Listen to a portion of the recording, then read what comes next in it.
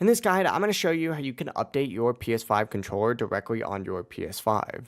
Before we do get into this guide, make sure to like the video and subscribe to the channel with all notifications on. It really does help the channel and lets us know that you want more content like this. We'd greatly appreciate it. And if at any point throughout this guide you do have any questions, just ask them down in the comment section below and we can help you out further. I'm going to be doing my best to reply to every single comment down there. If you want to check for controller update, start by pressing the PlayStation button on your controller, and from the menu that appears, go ahead and just scroll over until you see the accessories tab right here. Select it to open it up and you'll see your DualSense wireless controller listed. Go ahead and select that and then hit controller settings. This is going to redirect you to a page that looks something like this.